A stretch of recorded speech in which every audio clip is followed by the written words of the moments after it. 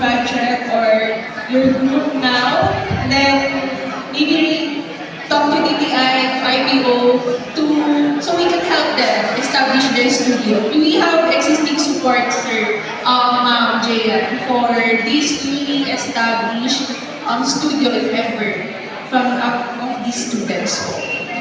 Yes, so madami naman pong programs yung office namin. We have technical assistance, we have IP tweaking, we have the IP ACAD sa mga kailangan namin. Paano nila i-promote o protect, meron tayong incentive programs. So, just so you know, kasi baka sabihin yung mahal mag-file ng intellectual property, we have available naman na incentive programs up to 75% off dun sa total cost ng pag-register. Yung sa trademark for your business, yung sa mga digital works for copyright. We also have the incentive program for applicants na hindi result of the loan. Meron din tayo in partnership with DTI up to 100%. So kung gusto din yung mag-file ng intellectual property and gusto ninyo na free registration, okay, or kung ano yung mga available na incentive programs. Meron naman po kami, maraming incentive programs na pwede ninyong utilize, okay, para mag-file ng inyong intellectual property. We have webinars, we have, ano pa ba, madami din kami trainings available for you sa IPO. So everything is right there in place for our creatives, no? Monetary and non-monetary support. So just look for these people. Of course, we have the Creative Council na nag-unite sa mga agency. Would you like to add more, Sir Sam? Just to reiterate, availment of these services and these benefits hinge on your registration as businesses. Siyempre, hindi pwedeng fly-by-night ka tapos you would expect the government would step in and provide the full menu of assistance to you. Yun na yung big promo namin. Actually, it's very easy. Just register your business with the local government unit. Or sa amin nga, kumuha na kayo ng training kung sole proprietorship kami. Ikaw, just get a training from PTI or register with the SEC. Nandiyan na yan. We can use that as a take-off point for interaction with you. And in fact, we can tailor certain assistance to your establishment depending on the needs. Remember, SPC is under the DPL umbrella. So, pinakailangan mo ng financing. That's one avenue na hindi mo makukuha kung hindi mo registered as a business.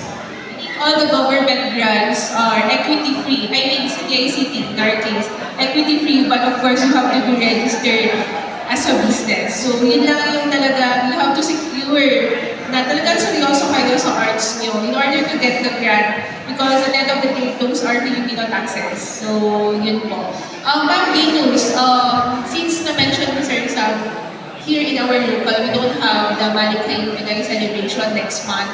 But as a council, do we have a celebration here locally, or how do we celebrate festivity, yung creatives natin?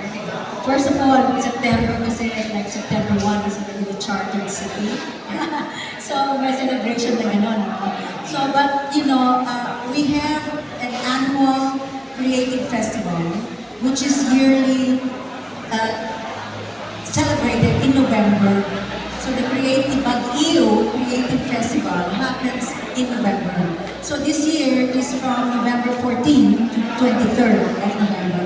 So that's the celebration, that's the creative, that comes the creative celebration of a year-round packets of celebration.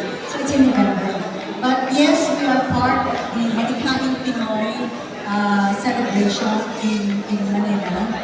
We were asked, in fact, Malikayong Pinoy program extends to other government agencies, including UNACOM, the UNESCO Commission on the Philippines, which has invited us to be part of the exhibition at SMX Aura.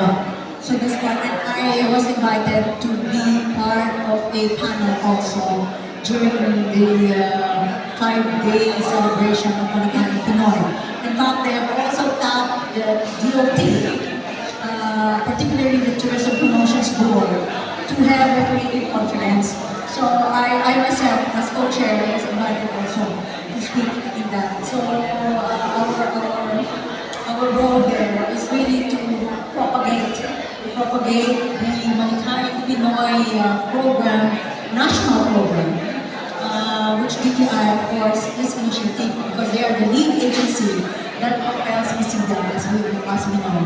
So, apart from that, yes, we have pockets of festivities ongoing in September. From September to November, or at Yes, December pa nga. yes, Okay, October. So, kasi, the creativity cuts across the value chain. So, it adds to the narrative of tourism also. So, kami were bordering on that because it also becomes lucrative for our creative industry, especially for crafts and artisans. No? So, this is part of the greater atmosphere where creativity is part of the value chain of all, it cuts across all industries. So, being a creative city, we go by the tenets and the objectives of UNESCO, and that is really alleviating poverty. And so, creativity becomes a catalyst for economic prosperity. So we are with that, really, and that's part of our, as CBCC, we do not forget that, and so that is part of our enabling role as an organization. But really, na-mention ni Director Sam here, na really more and more people should come forward. We are building our directory of all creatives, cutting across. Come forward so we know how to help you. So that is important. But certainly, you have an obligation, may equity yan, so that what goes around comes around. We're creating circular economy also in creativity, so that's important. And certainly all of you are creating, so there is intellectual knowledge here. So if I may add, I am really in the norm to say that HI, human intelligence, comes first. And I will always say, it's not AI, it is AAI. It is artificially assisted intelligence. But human HI should take precedence. Thank you. Definitely, Ma'am Lino. So, something to look forward from this September to December. So, perhaps on September 10, we will have a lineup of all our activities, no, Ma'am? Yes, sir. Sir Sam. Para mabuo kasi September tapos walang indicated for October and December. This October, we will have the National Arts and Crafts Fair. So, nandun din mga MSMEs natin who are in the creative sector. That will be the banner trade fair for them. It will be in SM Mall. And then sa December po, our late November, early December, we will be celebrating the 33rd iteration of Impakamsa, our regional trade fair. So nagkaroon na naman ang ating mga MSMEs. And I'm happy to note that a lot of our products are patronized by our consumers sa Alabang. So if you're looking for activities every month starting September, there you have it. Tama po yan, Sir Sam. So, until December, kasi also celebrating Christmas, the Enchanting Baguio. So many opportunities for the creatives. So, I think, do we still have questions from the crowd? Okay pa ba kayo? Or you guys excited to go home na? Any questions for the government? Siguro isa lang. Meron ako nagtatag kay Ma'am. I'm gonna write that idea for yung taya. No? Because sometimes, ang iniisip ng tao, free lahat. No? Kaya ka nag-apply for grants, gusto mo, bonus ka. Dapat, ang idea, the mindset is you have to give first so that you can take what you have. Symbiosis siya. So, I have friends, they want to remain in the underground economy because they thought that it's going to be sustainable. What sustainable is that after 10 years, biglang nakikita nila, umaasenso yung iba kasi nagiging legitimize ang kanilang business nila. Nagiging legitimize kasi nag-issue silang resibo. Paano sila naka-issue ng resibo? Because they become legit, SEC registered, BIR aligned or accommodating na the business. It's a real business. No? So they turn from being just freelancers, as empleyado, hire lang by maybe fly-by-night companies, but eventually, biglang naisip niya, you know, we could earn more if we become business owners. And because we're able to apply that, and biglang naisip nila, uy, I can avail of government grants, government subsidies, and so forth.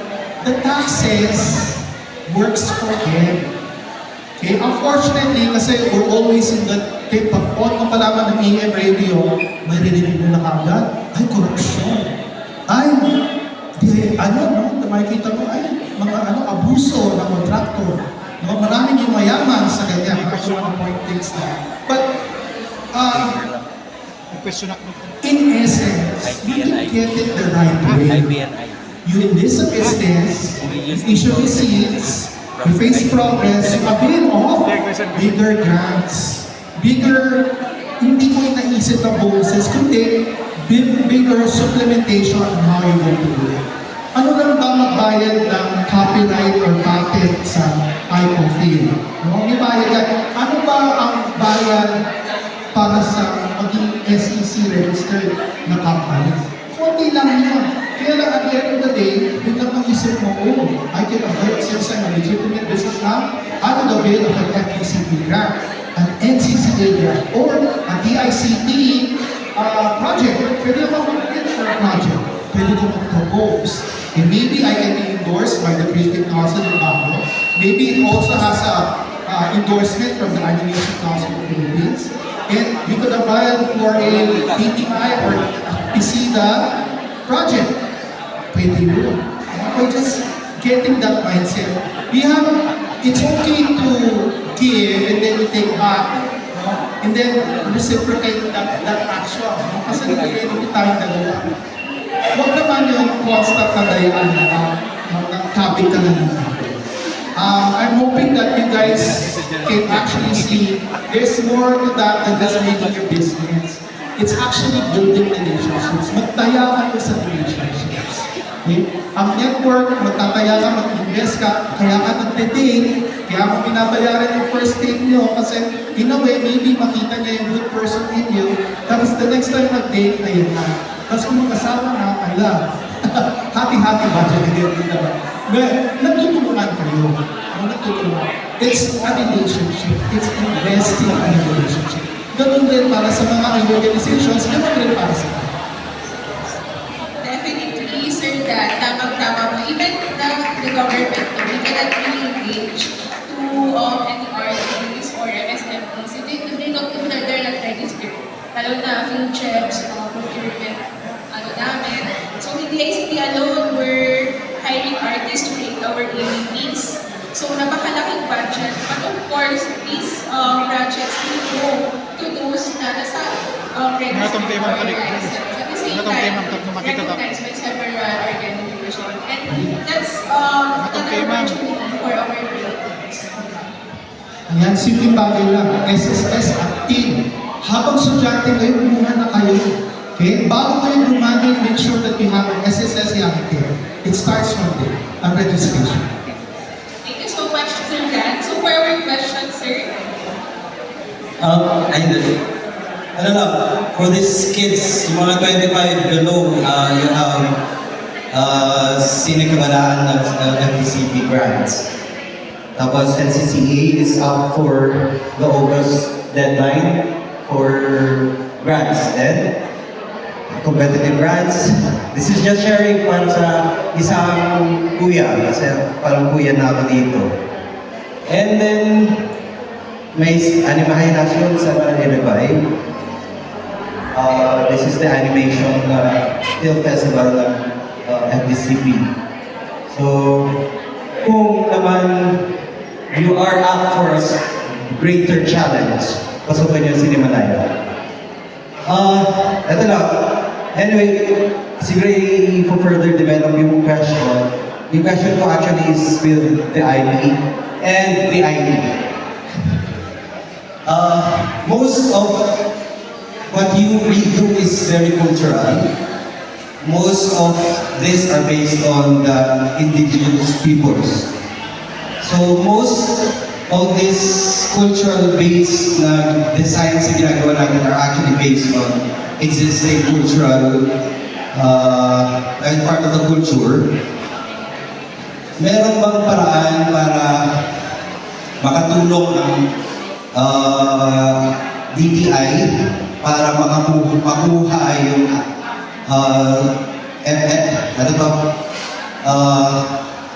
sa NCIP, makatulong ba yung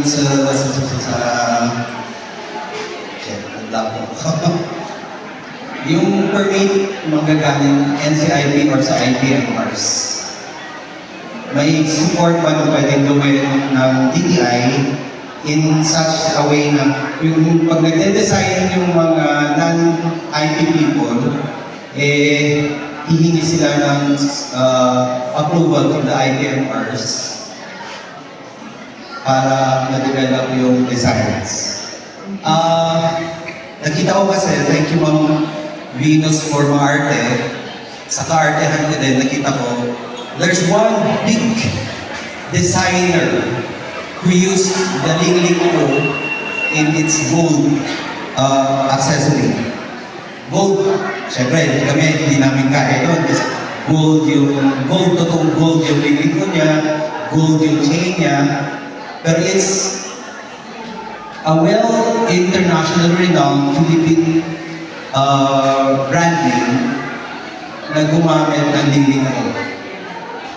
In-acquire ba niya yung IP rights and the rights from the indigenous people? Ang question. At anong pwedeng magawa ni DTI doon? Okay, sige. Thank you, sir. Sa IPO po muna, no? So, in relation to intellectual property, kasi what is registrable or new. So, may limitation. So, pagka bagong design, so pwedeng inspired by traditional knowledge and traditional cultural expressions. Like, kunyari, mga designs ng mga parents or necklaces, for example. Tapos, with that, parang inspired ka na ng mga traditional knowledge. Yung bago na design mo, yun yung pwedeng i-register as an intellectual property. Na pwede kang bigyan ng parang derivative niya, pwede kang bigyan ng exclusive rights for sa design. Pero with that, kapag nagka-file mo tayo sa IPO, ng anything that is inspired or forms part of an indigenous knowledge, traditional or cultural expressions, kailangan mong ilagay doon sa form. So meron po doon na disclosure. And then ang gagawin po ng office namin, meron kaming validation with NCIP. If we feel like kailangan po muna namin ipa-check with NCIP and the community na owner ng rights, if it's offensive to them or anything like that, and they can also file opposition, gagawin po yun ng office namin. So hindi siya ganun kadali. But syempre, maganda pa rin na i-file for registration. Kasi kung ito naman ay derivative works na hindi siya offensive, parang promoting pa rin yung culture, diba? At the same time, modernizing it, pwede po siya na intellectual property. However, in relation to registrations na basically, like woven textile designs, tapos yung design na yun is owned by an IP group, for example. And then kahit gusto mo na siya gamitin as a trademark, for example, hindi mo yung allowed kasi protected po siya under infra law, which is mandatory siya ng NCIP. So sometimes, ang sinasabi din namin sa kanila, para ma-sure kanilang pag-file ng kanilang application, i-check first with NCIP kung allowed yung gusto nila for registration. Kung sa akin naman po, pwede na-register with proper disclosure and then approval ng NCIP or ng community or represented by NCIP. So, hopefully na-sagot po sir yung tanong or may na-miss out ba? Thank you, Ma'am. Ayan, so that's a wrap, friends. So, palakpakan naman. Ang isa pa.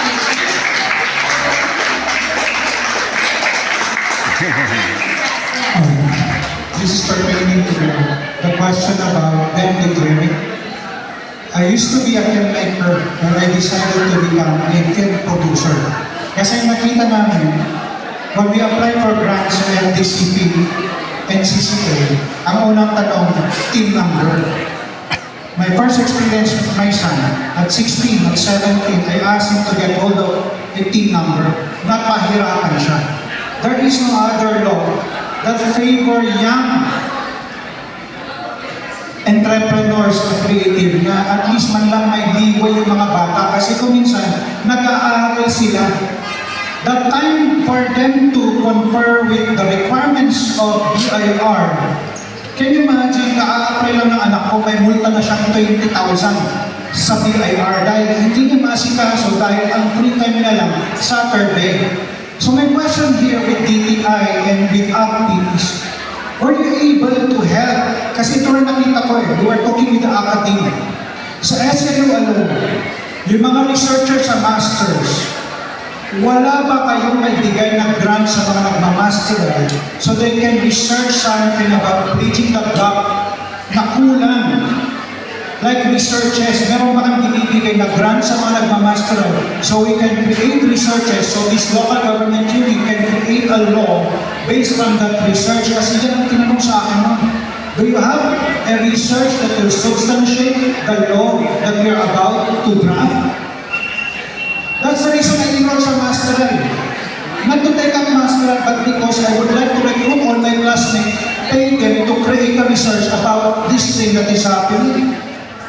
Kasi kulang, especially with AI, the intervention of creativity, the business. Kasi, let's face it, they are creators. They need aggregators like us para hahanap ng drone na magpasweldo sa kanila. Now, the question here that we're now facing the dilemma is we are now facing 20 to 25% tax. As filmmaker, distributor of their work, we're facing that much tax. We're competing with other country that has smaller tax. Now, how can we justify na may reducing tax kung walang research na kasi ang gagawin nilang law? Now, there is no such thing. Naghanap kami. So, I guess one of the things that DTI can contribute and DICT is to also focus on the creation, pag-research kasi kailangan rin ng local government unit. Some councilors are asking me, how can we contribute? Wala kami may bigay na research na substantial. Hindi naman pwedeng haka-haka na gawin nila yun. Kasi these are the rising generation is going to create money. Now, we have to face it. AI is changing our industry now so fast. Now, we don't have research na basihan ng law. So again, BIR is always out of the picture. Wala sila dito. How can we express ang problema namin kaya ayaw namin i-declare na malaki ang income dahil we're now facing 20-25% tax? How can DTI also report na ganito ang income ng creative industry kung hindi kami nag-declare ng tama if we're threatened by 20% tax? And BIR cannot do anything because there's no resources na research that can substantiate also an LGU to create a law that give exemptions sa mga bata so they can register their own business permit. Kasi 1 month to comply with all those requirements, these kids are going to school. They don't have that time. In fact, we got hold of a grant from NCCA. Right now, my kids are in school. We're the ones doing it for them already. Now, the reason we apply is because we would like them to get back to the roots and understand their culture. Kaya kami nag-apply ng NCCA grant. But we cannot do it. Why? Again, there's no research that will allow these students na mag-render ng OJT sa mga MSME, not sa mga big companies.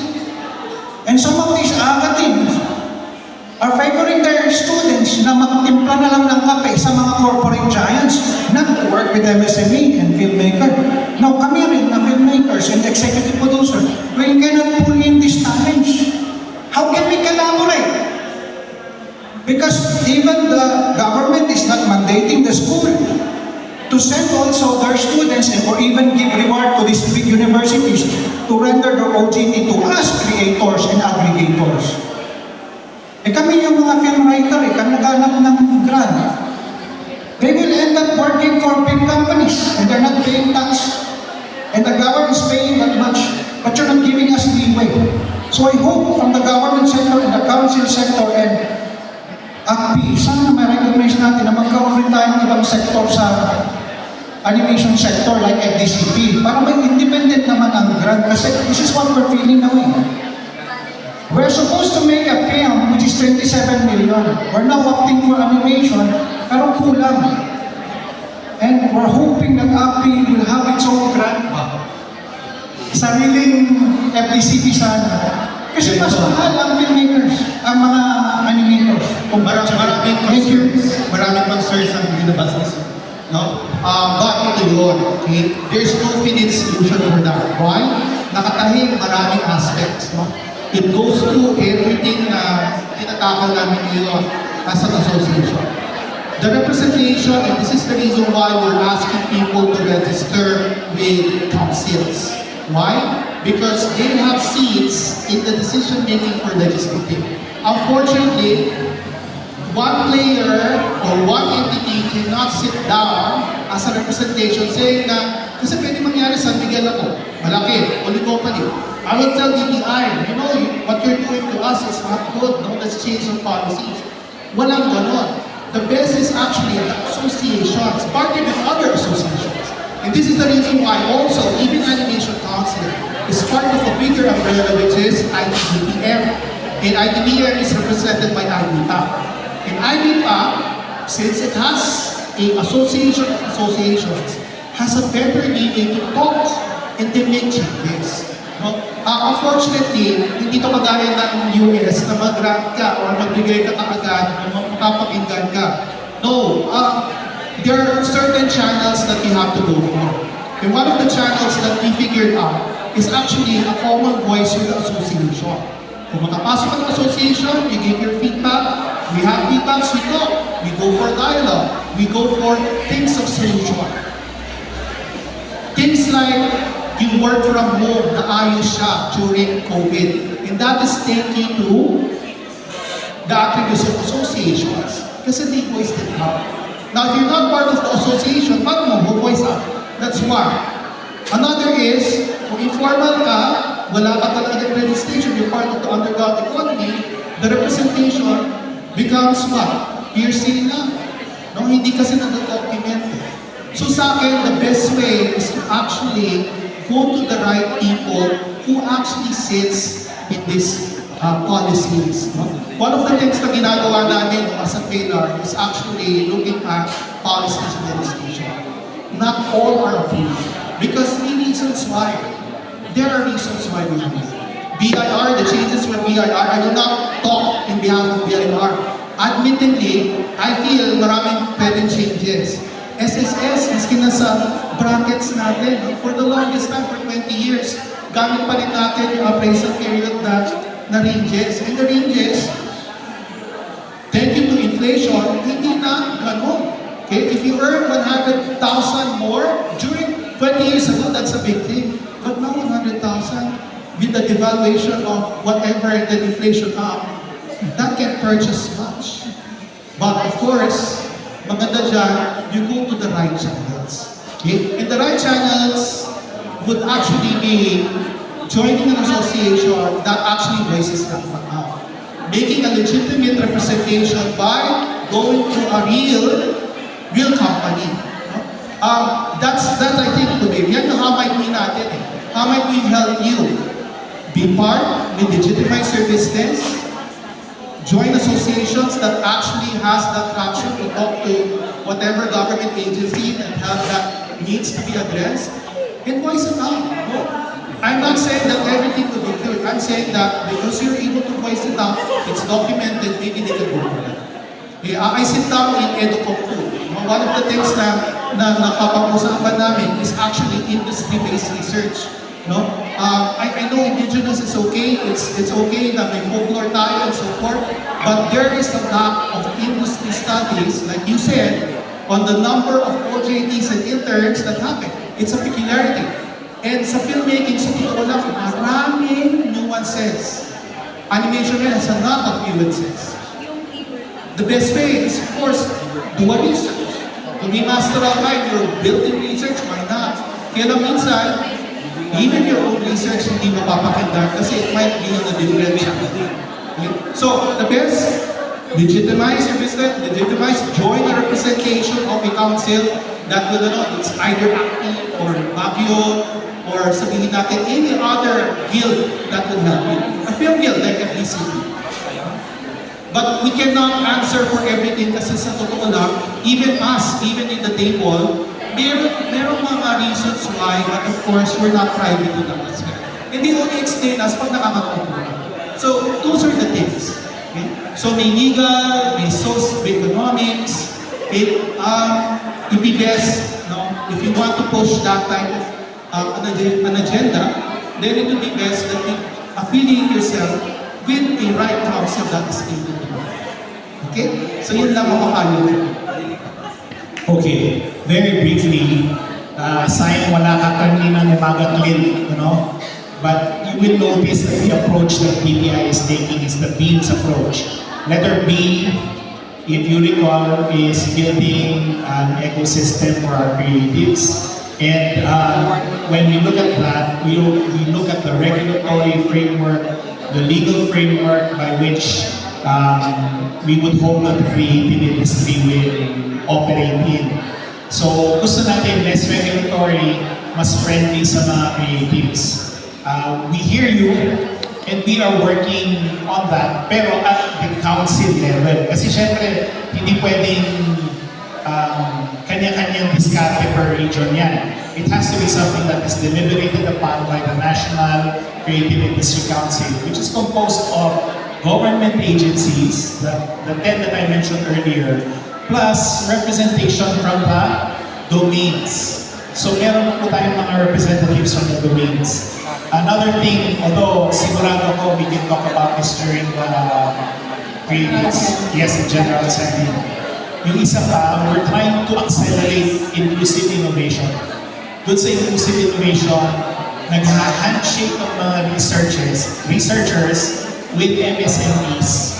So yung data na hinahanap mo, it might actually be already available. Yun lang, hindi tayo nagkakakitaan kasi we need to improve on our inclusive innovation centers to make sure that the researchers are made available to those that need it. MSMEs, startups, creatives such as yourselves. So let's give it a while to stew. Kumaga, tingnan natin kung ano mangyayari. And then if there's a need for us to adjust the policy, katulad ng sinabi ni Dan kanina, make sure that that is forced through associations for better representatives of the players. So just to add, Clint, the DTI, the CEDA, is actually already enlisting nationwide representatives for the 9 domains. So there's going to be a council that's going to be formed soon. So I think you can air that with the representative now of the council because we see that the law is dynamic. I think it will be dynamic, right? So I think all of that. I think you're not alone. You're not alone. So if they see that this is a prevalent issue that is affecting the creative industry, particularly the animation or the film industry or the independent film makers, no? I think this could be an issue that will be tackled by the council and will be hopefully be inputted into the CEDA law. So let's look at that as a start. So if you can come during the assembly, I have speakers. We have speakers coming from the sector, from the CEDA.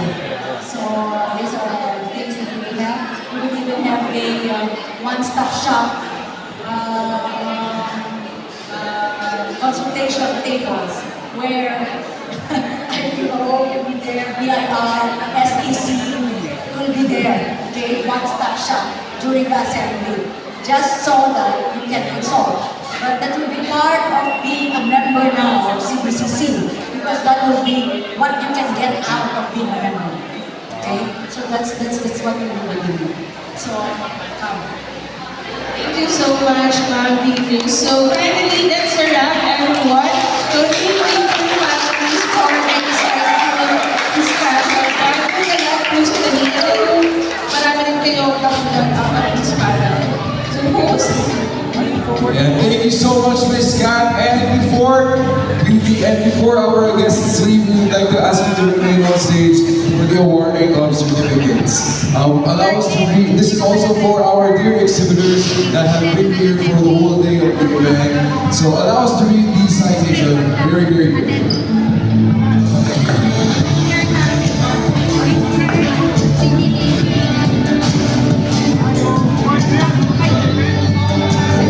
With them today is Sir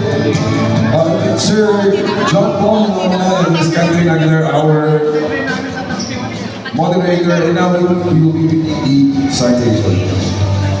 So this certificate is awarded to,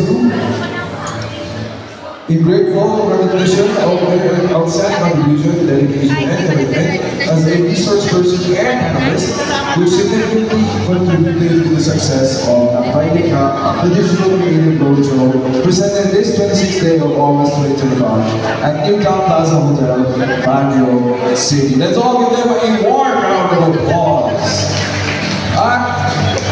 Siyempre, hindi natin kakalimutan ang ating mga exhibitors. Kaya we would also like to request our exhibitors or a representative from our exhibitors to come on stage for the awarding of your certificate at the same time.